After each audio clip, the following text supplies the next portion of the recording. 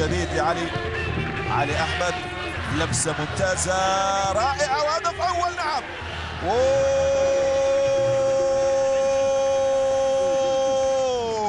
يتابع الكرة بامتياز حسين الموسوي ويبصم على أول أهداف الزعيم الكويتي الأخضر الكويتي في الشباك العنابية.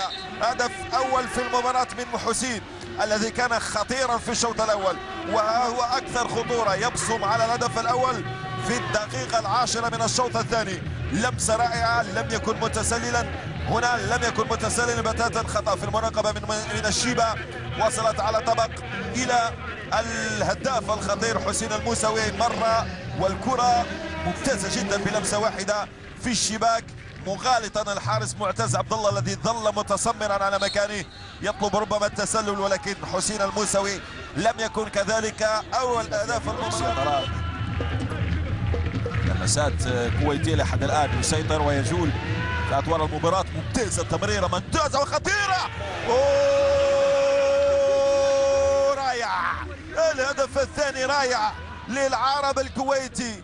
حسين الموسوي يمر ويسدد هدف ثاني جميل وجميل جدا. هدف رائع لم يفرح له كثيرا لاعبو فريق العربي. هل لم يحتسب؟ لم يحتسب الهدف، لم يحتسب اعتقد. لا بالعكس، اعتقد احتسب. هدف ما فيه ولا شيء.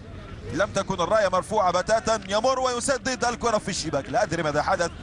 لم يقدم لاعبو فريق العربي ليسعدوا مع حسين الموسوي الذي يبصم على الثنائيه، يبصم على هدف ثاني.